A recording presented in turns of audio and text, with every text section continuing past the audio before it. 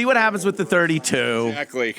That's all I asked. That's all I asked. And that's all I'll offer. I'm not leaving it alone now. That's all I ask. God. Be reasonable. Henry, be reasonable. Henry. Yeah. I'm gonna walk out like a couple of hobos here. What the fuck? That's right. At least wait for us to get the check. Get the check. Out like a bunch of hobos. Like a bunch of hobos. That's I almost was mixing that up with Maid when Peter Falk goes. When he goes to John Favreau, he goes, I understood with those Puerto Ricans, but these were nice Jewish boys from Beverly Hills. When he gets into the fight, he knocks Jonathan Silverman's, he breaks Jonathan Silverman's jaw. This Pisha has the most expensive dentist in all Beverly Hills. Once I should buy him a new implant. Once I should buy him. Yeah. Your gorilla horse shit cost me 10 grand. Oh my God. That movie I love that movie. I haven't seen that in a while. Yeah. And you think like Peter Falk, hasn't he been dead for like forever? Yeah. God, how old is that movie? That movie's from like 98. Wow. It's really old. I still fall into these zones where I think the 90s wasn't that long ago. No. Isn't that fucked up? You're like, oh, the 90s. And you're like, no, that's a long fucking time ago. I have a theory about this. I really do. Relativity? Yeah. There's one theory. Yeah. No, I do have a theory about this because I talk about this all the time. If you watch, and it came to me when I was watching, it came to me like I'm Christ.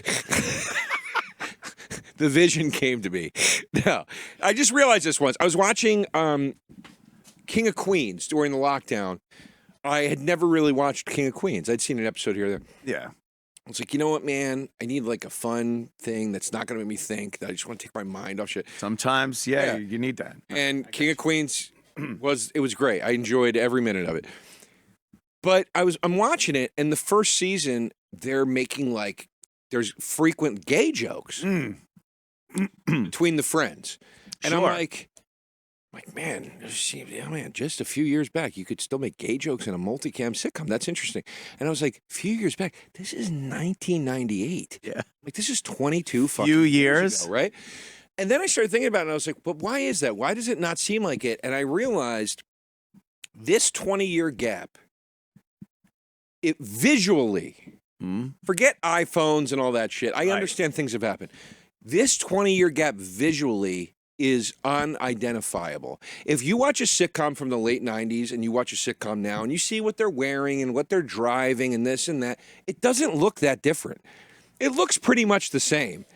Few tweaks. Yeah, there's not a big, like, from the 80s to the 90s clothing difference. You're like, oh, that's fucking 80s, that's But if you 90s. watch the sitcom in 75 versus 95, Right. it was like, forget Huge. it. This is Yeah. a different world. Right.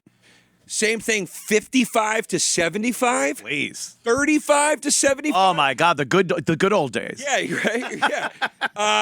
But not, like 99 till now, it looks the same. Kind of does. The only thing is, like, you're like, why wouldn't you use a cell phone? Oh, that's right. They didn't really have them. Yeah, they didn't have them. Or they weren't even they weren't common, but they had them. That is, like, visually, yeah, not that big a difference. It's not.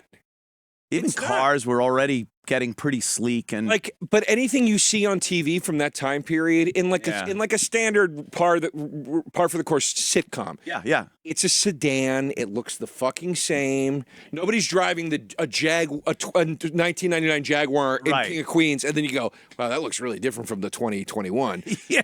You're driving like a fucking Toyota. You're like, yeah, that's what the Toyota's Same still car. looks like, I don't know kind what of, the you fuck. Isn't that something? I Yeah. think that's what it is. Why it never feels like it was that long ago. Yeah. Because 20 years. We're coming up on 20 years of the 9/11 thing, and visually, yeah, it's one thing, but I think the way people are thinking, Oh, that's so much fucking different. Absolutely. Yeah. That's what Absolutely. you will notice. But that's why it always feels like, well, just yesterday, Yeah, everyone was kind of cool with that. and it's like, I guess it wasn't just yesterday, because it's like not, like, again, 75 to 95. If you look at the movies they were making in from 75 to 78, Yeah. in 95, you knew damn well you could never make these movies now. You could Right. never make The Exorcist now, right? Especially now. But you knew that in 1995. Now, I feel like we don't feel that because it's not enough of a visual change. Like, Yeah. it all seems like... Also, too, when information is flying at you at the speed it's flying at us right now for the last at least 15 years, Yeah. it's very hard to start to judge time. You know, know? you bring up the point of The Exorcist. I was watching an episode, of course, The Great Johnny Carson on Pluto TV. And they had William Blatty, the guy that wrote The Exorcist, was on. And he's talking to him. This is before the movie came out. They were still filming it. Right. Or it had just been premiered, but not released to the public. And Johnny's saying, I saw this. This is insanely disturbing. And the author's talking about it in a way that, like... So they have the author on instead of Friedkin, the director, which in this day and age, that would never happen. Never give a fuck. They would never have the writer of the movie on. Yeah. No. Wow, that's and so he's interesting. talking about how, but he also brought up that many people, especially from the church and other people that just don't think children should be exposed to this thing, had complained. Now that nowadays could get a film canceled. Absolutely. It would get it taken off. They'd make changes. They'd fire people. Back then, it was just like, yeah, people bitched about it. By the way, see The Exorcist opening next fucking week. By the way, also, far less than that would get the movie canceled. Oh, fuck yeah. Yeah. You know? Fuck me, Jesus scene with a girl who was, what, 14, 12, 13 at the time, having sex with a crucifix. It's wild. And stuff. you're like, oh, this is interesting. Yeah. Linda Blair said the way they did that was because she's not saying... Put a condom on the cross, I heard. Right. They made it safe. She's not saying any, she's dubbed, of course. obviously, but like they said that she goes, I didn't know what we were doing. She goes, they just gave me a cross and they put a box like kind of between my thighs. Oh, Jesus. She goes, and they just said, stab this with the cross. And that's it. And then they put the older girl in makeup and to do the, whatever. Of course. But like it's wild. When you Kid doesn't want to fuck herself with a goddamn... What are we going to do? Yeah, I mean, I didn't think she was actually... Right. But it's just interesting when you're like, it's so seamless when you watch it. When you watch it, yeah. Part of your brain going, well, obviously she's not doing this. Like you're just going, this is. I'm not even religious, and it's one of the most upsetting things I've ever seen in a movie. Dude, here was the weirdest part of the entire interview.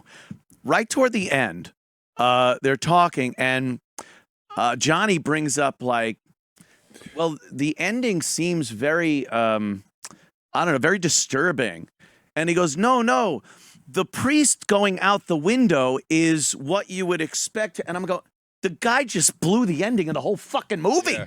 They didn't give a shit back. There wasn't spoiler alert. Well, yeah, because it was a time when they were like, you've probably read the book. Yeah, I guess. You're grown-ups. Ugh. Right? Look, what? Now you'd be like, yeah, huh? What? I don't.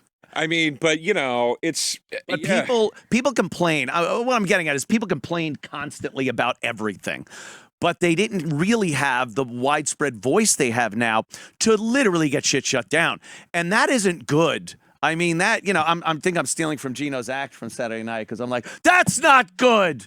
We need freedom of speech in this. I mean, jokes be damned. Where's Gino? I love Gino stuff. I love Gino screaming about the freedom of speech. Gino, you've got it. Yeah, you got it. Speaking very freely. Very freely, and quite frankly, I want to curtail it a little bit tonight. I would like to infringe on your First Amendment right here in Ohio this You're evening. In deep waters when Anthony's going, Gino, reel it in a little bit. Yeah, really.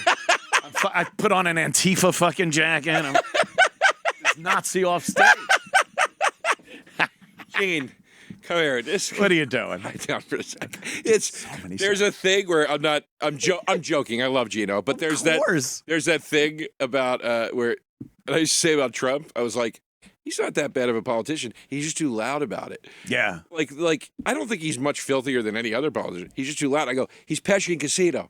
The other mobsters now are going like, we got to quiet the kid up. Yeah.